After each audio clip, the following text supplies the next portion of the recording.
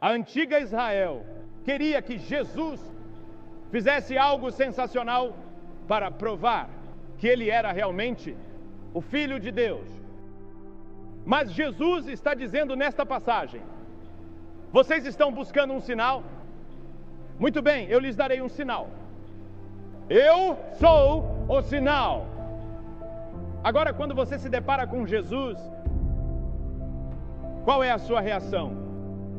Quando você é confrontado com Jesus Cristo, qual é a sua reação?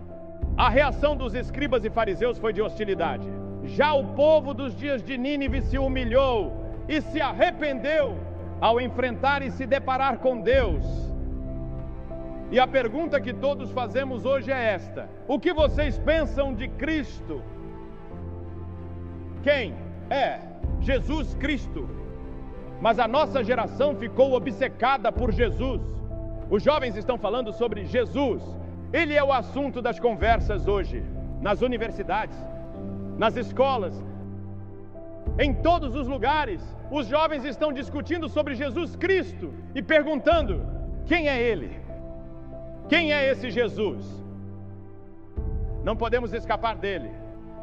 Você se lembra daquele dia em que Saulo estava a caminho de Damasco, perseguindo os cristãos, quando de repente uma luz ofuscante apareceu e o fez cair por terra? A primeira pergunta que ele fez foi: quem és tu, Senhor? Essa é a mesma pergunta que a nossa geração de jovens nas universidades está fazendo hoje. Quem és tu, Senhor? Quem é Jesus? Por que não conseguimos escapar dele? Porque ele está em nossa consciência e em nossa mente, a ponto de que nossas peças, nossos poemas e nossas óperas sejam sobre ele. Ele é apenas um herói revolucionário ou algo mais? Ele viveu apenas 33 anos. Ele nunca viajou mais de 100 milhas. Ele nunca teve educação formal. E ainda assim, 2000 anos depois, uma geração inteira continua falando sobre Jesus Cristo. Alguns diziam que ele era um homem louco. Outros disseram que ele era um revolucionário. Ou será que Jesus era alguém que defendia o sistema? E então há também quem diga que ele foi o primeiro hippie, que tinha cabelos longos e andava com seus discípulos em uma comunidade. Mas na verdade nós não sabemos como ele era. Não temos uma imagem de Jesus, e Deus fez isso de propósito, para que não adorássemos uma imagem, porque Deus é espírito e devemos adorá-lo em espírito. E então havia pessoas que diziam que ele era deliberadamente mau, que ele era um homem mau, que ele era um diabo. O que ele realmente foi? Essa é a questão. Jesus Cristo, quem és tu? Quem é Jesus? Não podemos escapar dele. Tentamos fugir, mas lá está ele. Ele continua aparecendo em toda parte. Nossos maiores filósofos escreveram sobre ele. Nossos maiores historiadores escreveram sobre ele. Nossos maiores poemas e peças são sobre ele. Até nossas maiores arquiteturas são sobre ele. Não podemos escapar dele. Bem, sabemos algumas coisas sobre ele. Sabemos que ele era um homem. Jesus era completamente humano. Ele representava a humanidade, pois a Bíblia diz que ele foi identificado e contado entre os transgressores. Sabemos que ele teve fome. Sabemos que ele teve sede. Sabemos que ele se cansou. Sabemos que ele experimentou as alegrias da amizade. Sabemos que ele chorou no túmulo de um ente querido. Sabemos que ele possuía todas as características de um homem. E ainda assim, de forma muito interessante, a Bíblia diz que ele nunca cometeu pecado. Na verdade, ele se colocou diante do povo de sua geração e disse: nunca cometi um pecado. Ele disse: qual de vocês pode me acusar de algum pecado? Eles não podiam dizer nada. Todos nós somos pecadores. Mas Jesus passou por todo tipo de tentação, assim como nós. E não há provação, teste ou tentação que Jesus não tenha enfrentado antes de você. E ele resistiu e venceu tudo. Ele era um homem, um ser humano, mas era mais do que isso. Ele declarou ser o único filho, unigênito, encarnado de Deus. De fato, ele afirmou pré-existência. A Escritura diz: no princípio era o Verbo, e o Verbo estava com Deus, e o Verbo era Deus. Antes do tempo começar, ele já existia. Ele disse: antes de Abraão nascer, eu sou. Eu existo eternamente. Ele se levantou e disse: eu sou Deus. Ele é, porque sempre existiu. De eternidade a eternidade ele é Deus, a Bíblia diz. E o Verbo se fez carne e habitou entre nós. Em outras palavras, o Verbo, a palavra de Deus, o Deus eterno, se fez carne na pessoa de Jesus Cristo e viveu como um homem no mundo. É isso que a Bíblia ensina. Você precisa aceitar que ele não foi apenas mais um revolucionário, ele não foi apenas mais um hippie, ele não foi apenas mais um grande homem, ele era Deus em carne e osso. E toda a ética que ele ensinou, nenhum homem nunca ensinou como ele. Se alguém lhe bater numa face, ele diz: ofereça também a outra. Jesus ensinou que devemos perdoar. Ele ensinou uma revolução na maneira como devemos viver. Ele nos ensinou que não são apenas as ações exteriores que Deus julga, mas também os pensamentos e intenções internas. Ele disse: Moisés nos ensinou nos 10 mandamentos: não cometerás adultério. Mas eu vos digo que se alguém olhar para uma mulher com desejo impuro, já cometeu adultério em seu coração. Ele disse: vocês ouviram o que foi dito aos seus antepassados: não matarás. Mas eu lhes digo que qualquer que se irar contra seu irmão estará sujeito a julgamento. Ele elevou a ética humana ao mais alto nível e exigiu que vivamos esse tipo de vida, porque ele mesmo viveu esse tipo de vida. Como você explica Jesus? Jesus Cristo, tu és quem dizes ser? Ele acalmou o mar. Ele tinha poder sobre a natureza. Ele podia pegar um relâmpago e lançá-lo de volta às nuvens. Ele tem poder sobre a natureza. Por quê? Porque ele é o Deus da natureza. São suas leis e elas o obedecem. Ele tinha autoridade sobre as doenças. Jesus fez cegos enxergarem, fez surdos ouvirem, fez mudos falarem. Ele ressuscitou os mortos. De acordo com o registro, ele tinha autoridade sobre os demônios.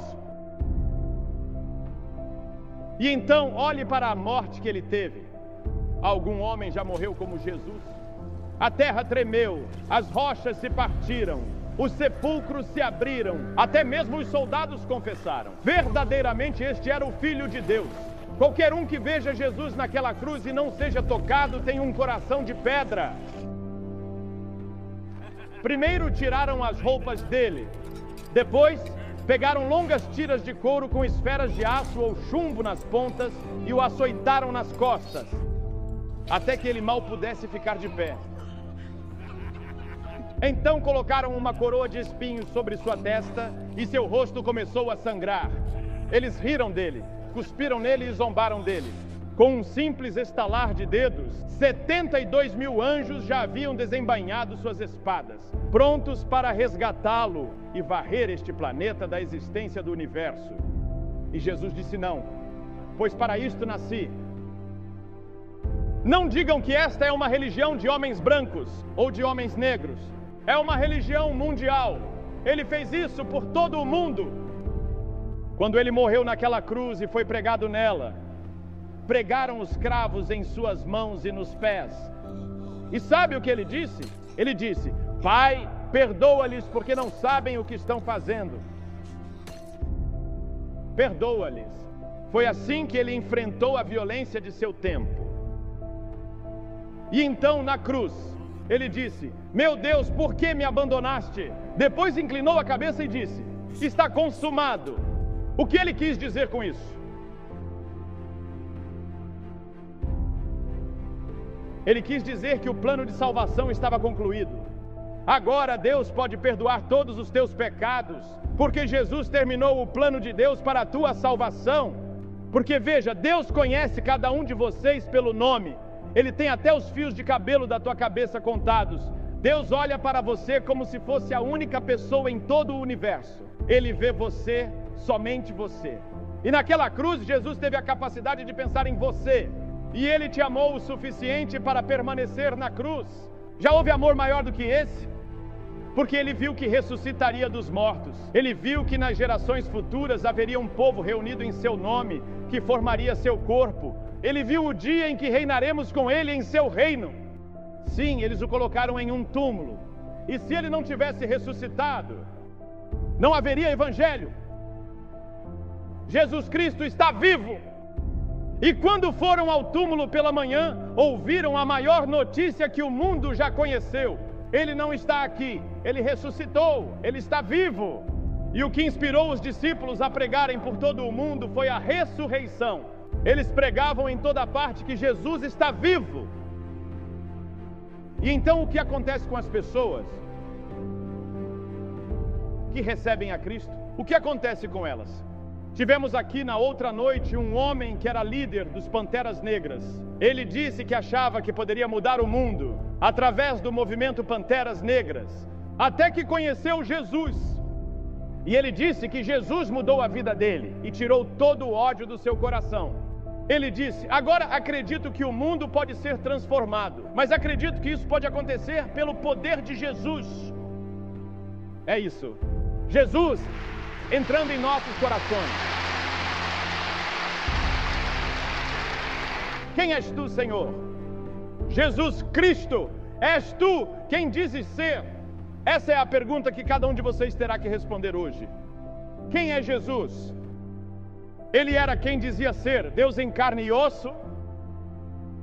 Acredito que as evidências são esmagadoras de que Ele é quem afirma ser o Filho do Deus vivo. Eu não posso prová-lo cientificamente, mas posso prová-lo pelas vidas que Ele transforma a cada dia. Posso prová-lo porque em meu coração não digo acho ou espero, eu digo sei. E você sabe, há outro elemento em nossas vidas sobre o qual não pensamos muito, e esse é o elemento da fé. Você pensa na fé que você tem que ter todos os dias? Você tem que ter fé de que sua esposa não colocou veneno no seu café esta manhã. Você tem que ter fé. Ela até pode ter tido vontade, mas não fez. Você tem que ter fé quando vai ao banco, escreve um cheque e o assina, e tem dinheiro na conta. Você tem que ter fé de que o banco vai pagar. Tudo o que fazemos é por fé. Muito bem, pegue essa mesma fé e coloque em Jesus Cristo como teu Senhor e Salvador, e você saberá quem Jesus é. Você o aceita pela fé, Ele entra na tua vida e no teu coração, e então você crerá que Ele é quem afirma ser.